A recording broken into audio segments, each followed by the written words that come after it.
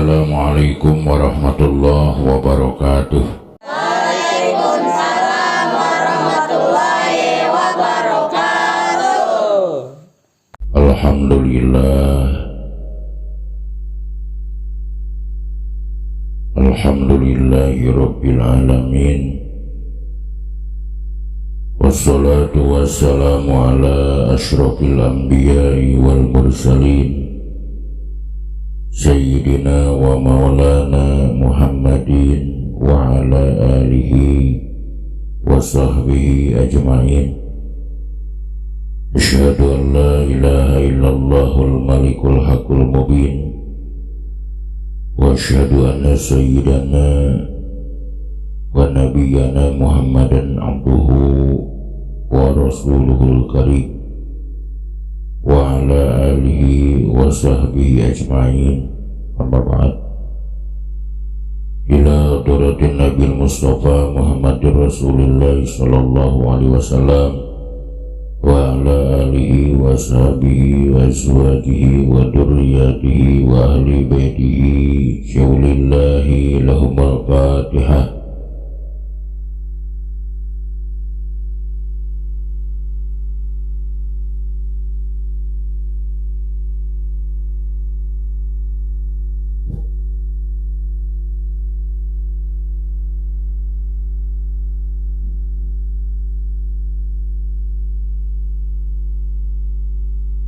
Wa ila arwahi abaina wa ummahatina wa ajdadina wa jaddatina wa masyayikhina wa masyayikhina khususan syaulillahi lahumul fatihah.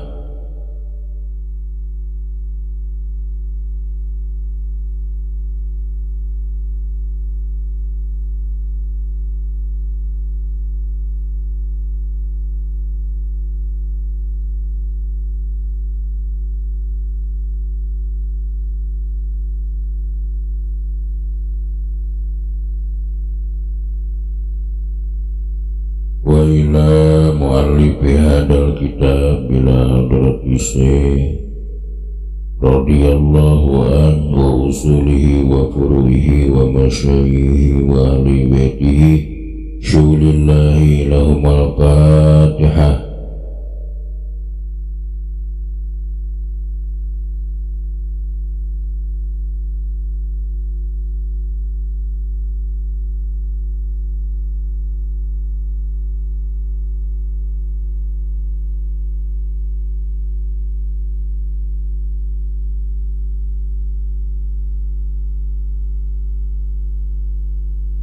Allahumma sholli ala sayyidina Muhammad. Allahumma sholli wa sallim wa radiyallahu ta'ala an kulli sadatina ashabi rasulillahi ajma'in amin.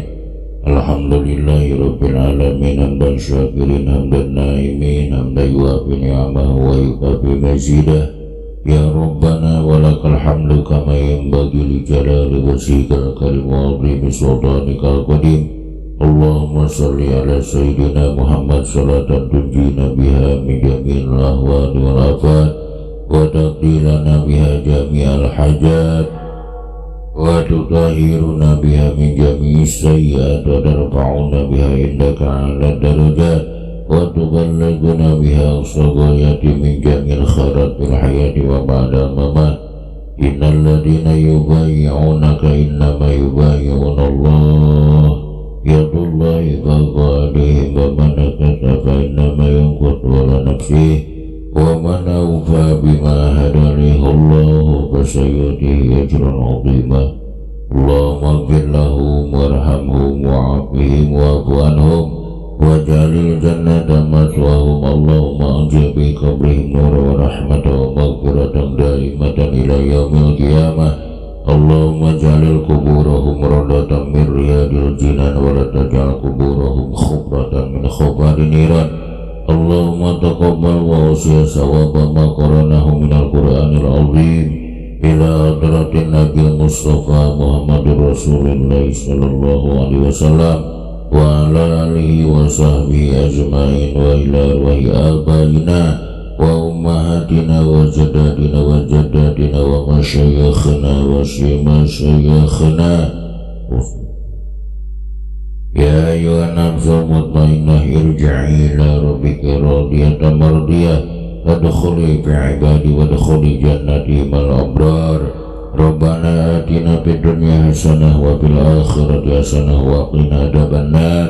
Subhana rabbika rabbil izzati amma yasifun wa salamun alal mursalin walhamdulillahi rabbil alamin.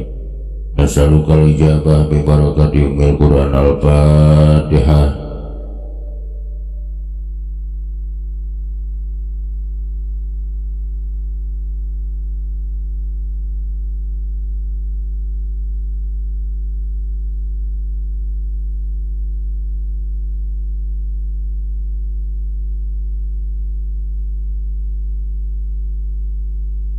Logatnya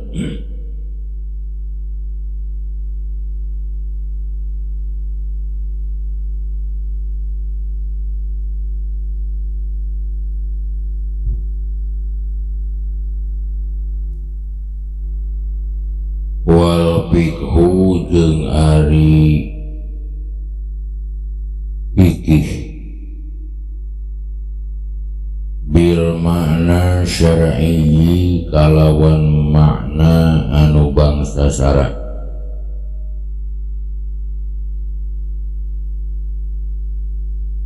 Eta khosu leuwih khusus leuwih tangtu minal ilmi tinimbang ilmu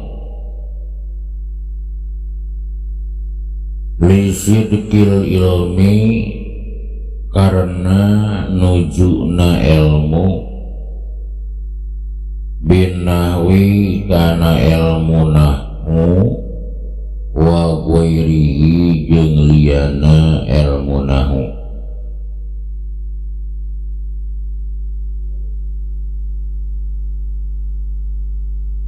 Wa kullu pikir mangka ari sakur-sakur pikir eta ilmun ilmu walaisa jeung lain naon kullu ilmin sakur-sakur ilmu eta fikhan fikih.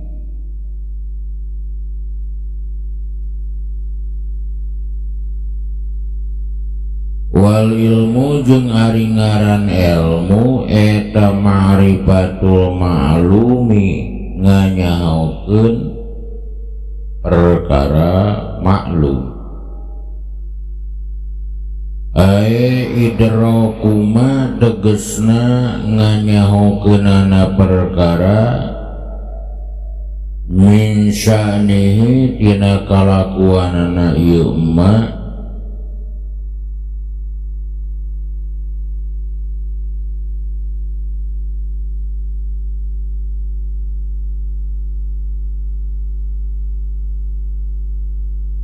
ayu lama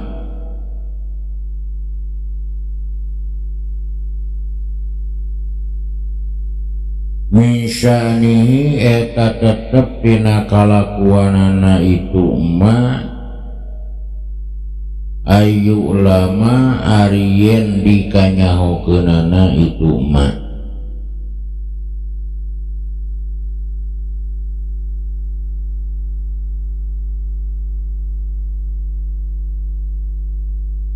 Alama natapan kana perkara wa ari itu idrok bihi kalawan itu ma fil waqi'i dina buktina.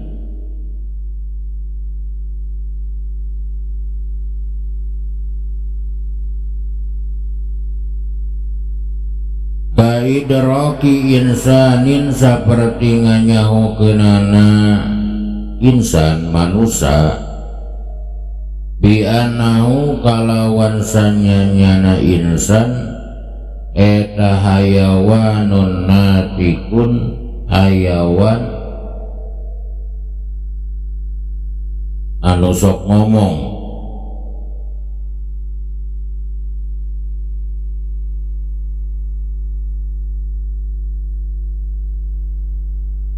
Ari anu disebut fikih kalawan makna sara eta leuwih khusus tinimbang ilmu,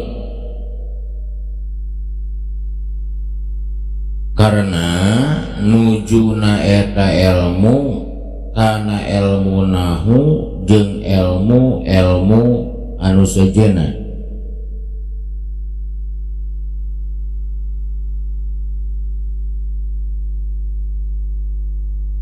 Maka sakur-sakur fikih eta ilmu,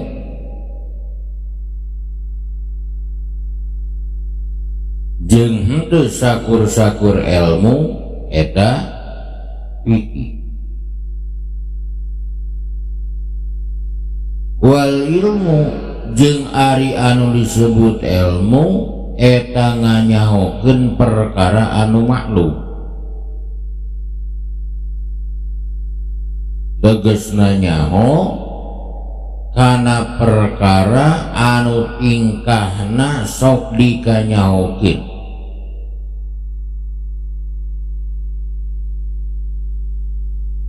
Alama wa bihi fil waqi'i,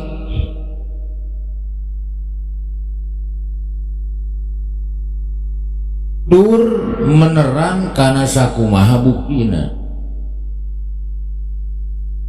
Seperti urang nyaho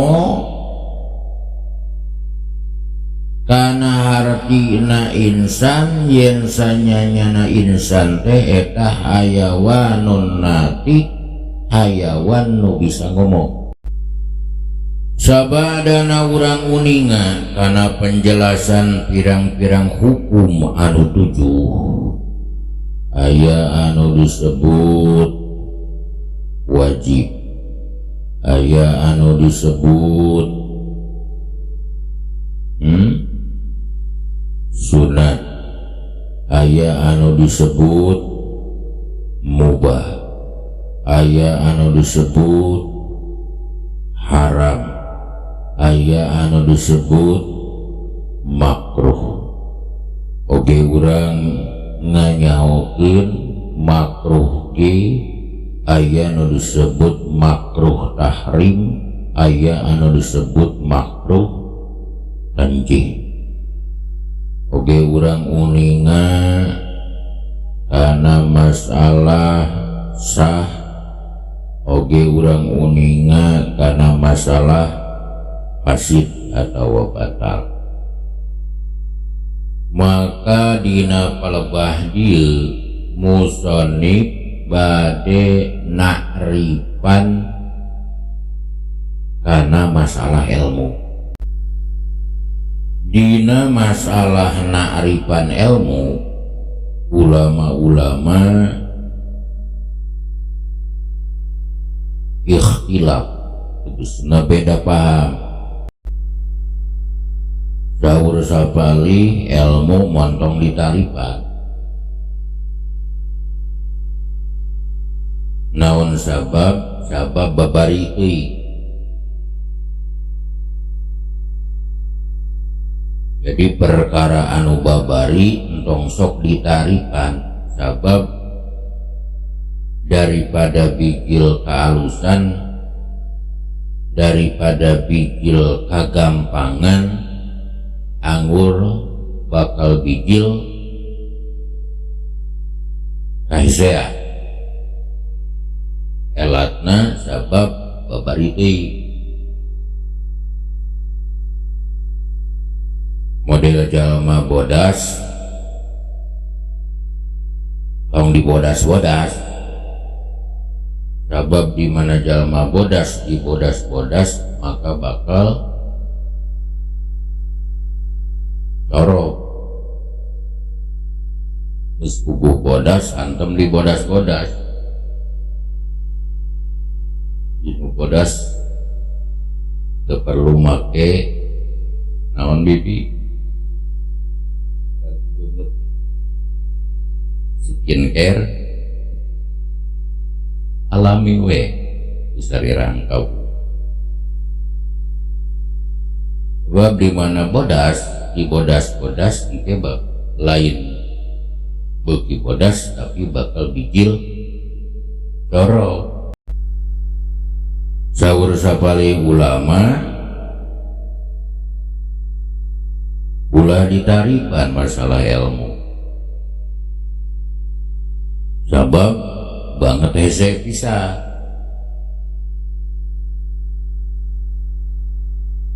sehingga ukuran ilmu tuh kaukur ukuran otak. Jadi saur sapali ulama masalah ilmu tong ditaripan sabab babari teuing nu babari ditaripan engke bakal timbul kahesean lain kababaria. Saur sapali ulama ilmu entong ditaripan sabab hese pisan moal kaukur ku catur moal ka gambar ku carita geus we ilmu tong ditaripan segala rupa. Jekaul anu katilu masalah ilmu sok taripan malah kaul anu katilu netepkeun kana alusna naaripan ilmu. Dina ta'rif ilmu ge ulama-ulama beda pendapat, beda paham.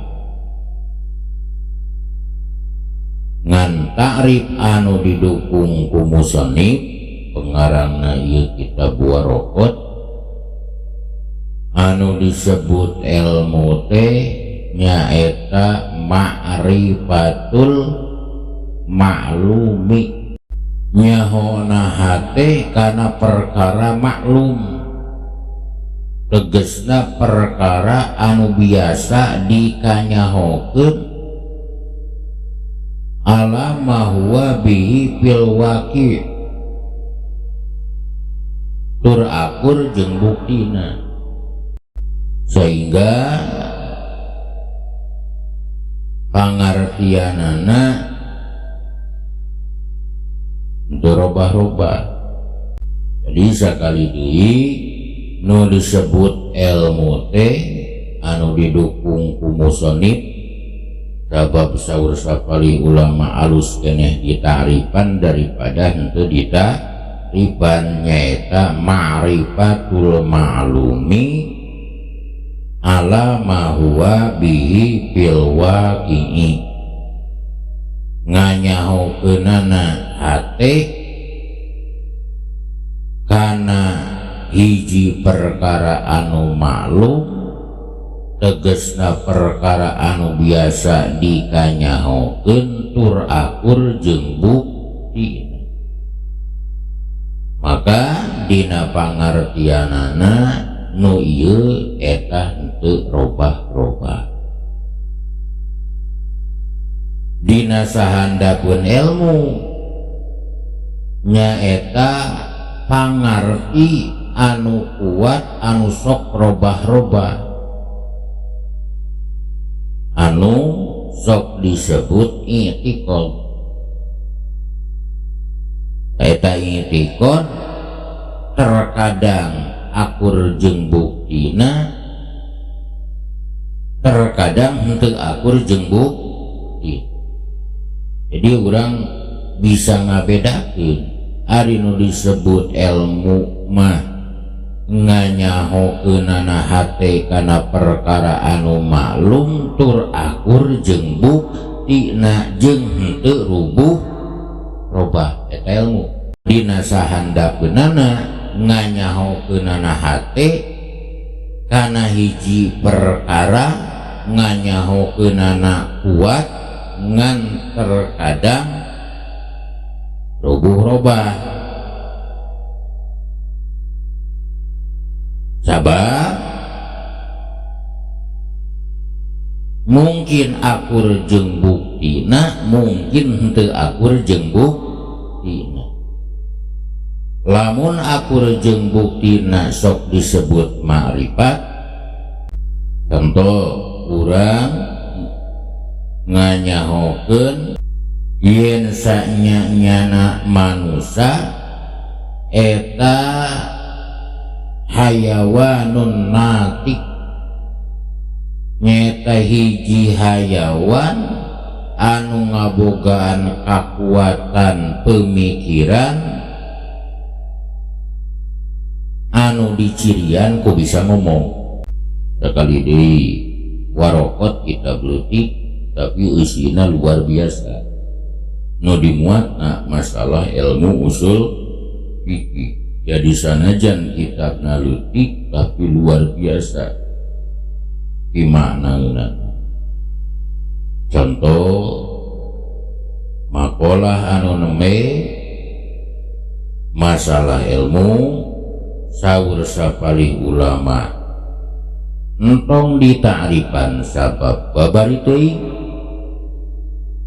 saur sapalih ulama entong dita'rifan sabab hese teuing, saur sapalih ulama alus keneh dita'rifan. Dina ta'rifna narifan ilmu ulama beda-beda pendapat. Di antawisna ta'rif ilmu anu didukung ku musannif kitab warokot ieu nyaeta ma'rifatul ma'lumi ala ma huwa bihi fil waqi'i, nyaho nahate kana perkara anu maklum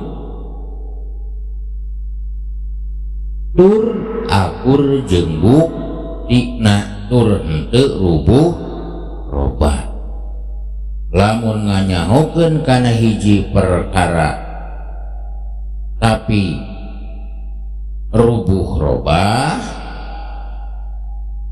nu kitu lain disebut ilmu tapi sok disebut i'tiqad. Eta i'tiqad sok rubuh robah. Lamun i'tiqad akur jeung buktina saur para ulama sok disebut ma'rifat. Lamun i'tiqad teu akur jeung buktina eta sok disebut kasasara. Wal fiqhu bimana syar'i akhassu minal ilmi lisidqil ilmi bin nahwi wa ghairihi, fakullu fikhin ilmun wa laisa kullu ilmin fikhan. Dina masalah kecap ilmu jeung fikih eta nisbatna umum khusus min itlaq, tegesna di mana bae jeung iraha bae. Kecap fikih eta leuwih khusus tinimbang kecap ilmu. Sabab ari fikih eta leuwih khusus nyahona kana hukum syara, sedengkeun ari ilmu eta umum nyahona kana naon wae. Sakabeh fikih pasti ilmu, henteu sakabeh ilmu eta sok disebut fikih. Sebab ilmu rupa-rupa, diantarana aya ilmu nahu, aya ilmu sorof, aya ilmu balagoh. Dina ilmu balagoh ke aya ilmu bayan, aya ilmu ma'ani, aya ilmu bade, aya ilmu munawwarah, aya ilmu hadis, aya ilmu anu sanesna. Satiap fikih pasti ilmu, henteu satiap ilmu eta jadi nisbatna umum khusus min itlaq. Eta bahasan masalah kecap ilmu sareng kecap fikih. Awas kecap fikih eta leuwih khusus tinimbang kecap ilmu. Fakulu fikihin ilmun walaysa kullu ilmin fika. Da surang muninga dina masalah ilmu nyaeta nu disebut ilmu teh ma'rifatul ma'lumi ala ma huwa bihi fil waqi'i nyahona hate kana perkara maklum bari akur jeung buktina. Lamun urang nganyahokeun kana maklum bari teu akur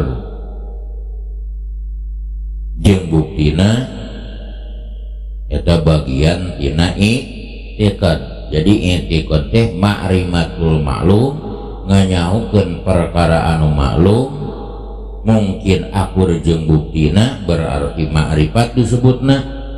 Aya nganyahokeun kana perkara maklum tapi teu akur jeung buktina eta sok disebut kasasaran. Naudzubillahi min dalik saperti i'tiqadna kafir pula sifah mujasimah mutasyabihah sareng kafir nu sanesna. Wallahu a'lam bishawab. Pengajian urang dina ieu kasepetan cekap sakitu, mudah-mudahan aya manfaatna anu reresna ti Allah sinareng ti Rasulna nu lepatna tina kabodohan. Muga-muga kenging pangampura Allah Rabbul Alamin. Rabbana atina fid dunya hasanah wa fil akhirati hasanah wa qina adzabannar. Wassalamualaikum warahmatullahi wabarakatuh.